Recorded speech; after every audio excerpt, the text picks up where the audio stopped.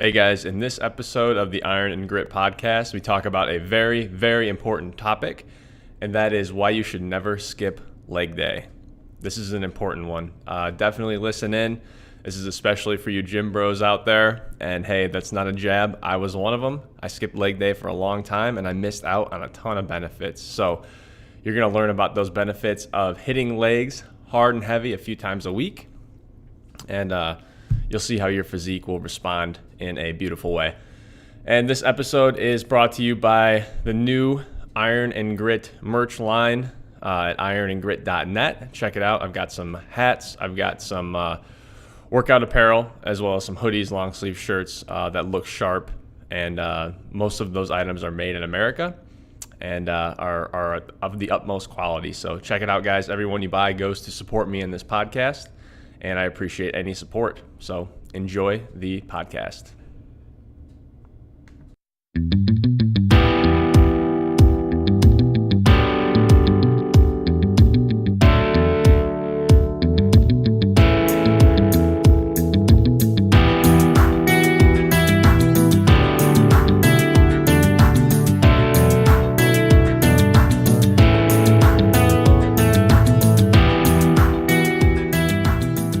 Hi there, everybody. Jordan here with the Iron and Grit podcast.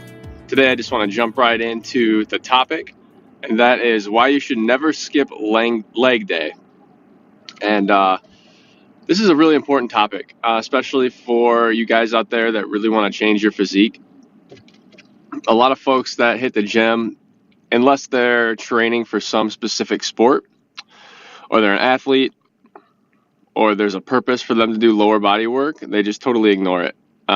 Most of the weightlifting is to target the waist up, which makes sense. I mean, those are your show muscles. Those are what look the most impressive. Those are what make you look ripped and fit and give you that nice chiseled physique. But to be perfectly honest, if you're skipping leg day, you're really robbing yourself of a ton of benefits. And working out your legs and training your legs hard is going to make your upper body stronger, and it's going to burn way more fat, and it's going to help you look better all around. It's going to complete the look if you build up your legs as well as your upper body. So I get it. A lot of people skip leg day because it's hard. I used to not do it after I was in college and I was done with high school sports. I really didn't have any real reason to train legs, so I thought. So I focused all of my efforts training my back, training my chest, training my arms, doing sit-ups, getting the six-pack. And it was working, but it wasn't really giving me that complete physique I was looking for. It wasn't until I started training my legs as hard as I was training my upper body is when my physique really started to take shape. And when I saw that I was finally starting to take shape, I realized that I was onto something. So I kept training my legs, and wouldn't you know it, as soon as I had probably, 4, 5, 6 months under my belt of solid leg training, my upper body began to actually look thicker and stronger and more full. I just had a better musculature all around. So I thought about it a lot. I did some research to try to figure out why that was. And it's pretty simple, really. Just by the nature of leg workouts, you're going to be training your upper body as well. So if you're doing squats, front squats, back squats, overhead squats, it doesn't matter. You're putting a lot of weight on your upper body just so you're able to train your legs. So your upper body, your back, your core, your arms, your shoulders has to support all that weight and keep it balanced so you don't crumple, and that's so you're able to move the weight with your legs. So it kind of has an anabolic effect. Leg training has an anabolic effect, not just for your legs, but also for your upper body. So it's pretty interesting how that works. Not to mention, if you really want to not have to go to the gym every day, like I could skip a week or two from the gym and be perfectly fine. Still eat regularly, and basically have a six pack. And the reason I can do that is because I've trained up my body everywhere.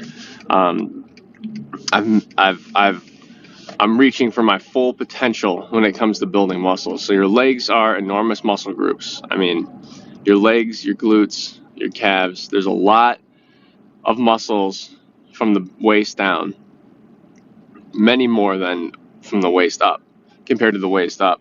So you're shortchanging yourself by skipping leg day because you're not going to be able to burn all those extra calories that you could be burning if you were doing leg day or if you built up some big, strong legs. So if you want to reach a point where you can basically eat anything that you want and still look great without spending, 4, 5, 6 days a week in the gym, you've got to train your legs, and you've got to train them hard and heavy with a lot of volume. I prefer a lot of volume.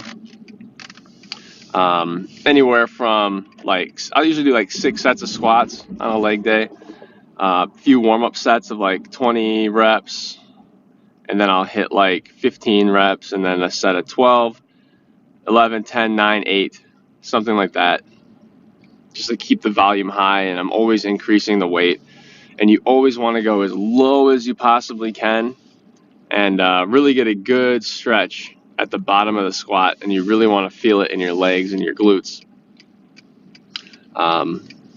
throughout the entire motion. So really a good thing you want to do. Typical leg workout for me, like I said, usually going to start out with some heavy squats, and then I'll move on to some leg extensions and some leg curls. Leg curls are really good, really, really great. And then I will do really great for building up the back of the legs and engaging your glutes and your hamstrings, which a lot of people that are quad dominant have trouble engaging the back of their legs for doing squats and leg presses and stuff like that. If you have that problem, the first thing you should do is leg curl. Just do your leg curl, get the hamstrings pumped up, build up that mind-muscle connection, and then you'll be able to engage them much better when you move on to a squat or a leg press or something like that. So after I do my squats and leg curl, I'll do the leg extension. High rep, usually want to hit between 10 and 15 reps a set, and really fully extend the leg at the top and flex the quad. And that's going to bring out the muscle tone and definition. And then from there, I'll probably do some leg press or lunges with a dumbbell, and I'll just stride it out across the gym. 10 paces forward, 10 paces, just turn around and do another 10 paces, and I'll usually do that a couple times. Get a few laps in. And then lots of calf work, and then go really heavy on the calves. Do with lots of variety. I'll do maybe lightweight for the calves. It doesn't really matter if you're seated, standing, whatever. For the calf work, do 30 reps, and then I'll do 20 reps, and then 15, and then 10, and I'll just keep adding weight until I really can't even do, 5 or 6 reps. And then I'll lower the weight to about half of what I was doing, maximum, and then just do 2 burn sets. And the trick is with the calves is to press up as hard as you can, like you're going to go up on your tippy toes. And then bring your toes back like you're going to try to touch your knees with them. And it's almost engaging the muscles around your shin on the front of your bone there. And that's going to help elongate the calf muscle as well and give it better definition. One thing to keep in mind when you are doing heavy calf presses, if you have straight legs, make sure you keep them bent so they don't fold back. Because that would suck, and you'd have a really bad time, and you'd be out of the gym for a while. So always keep a little bit of cushion in your knees. Keep them bent just to keep them safe. You never want to lock out your knees when you're training heavy, especially on a calf press when the weight is over you. or higher at a higher elevation than you are. That is not a good idea. That's about all I've got for now, guys. I got a busy day on this Friday. Hope you have an amazing day, an amazing weekend. Just got to the gym. It's about 5:15, ready to do a leg workout. So any questions, let me know. I'd be happy to help you out with anything related to fitness or nutrition or getting in shape. It's what I do. It's what I love. So let me know how I can help you out. Check out ironandgrit.com. I have a lot of good nutrition and workout plans there, as well as I started a merch site, ironandgrit.net, if you're interested in having some cool gym workout gear to wear to the gym or out anywhere, really. If you want to make a great first impression on a first date, wear an Iron and Grit t-shirt. Really makes the magic happen. And you can also find me on Instagram at Iron and Grit. You can give me a follow. Sometimes I show some of the food that I eat or just whatever I'm up to during the day. Occasionally different workouts and stuff like that. Please rate this 5 stars if it helped you out. If not, leave me some feedback and let me know what I can do for you to make this a more valuable podcast. All right, thanks for listening. Bye-bye.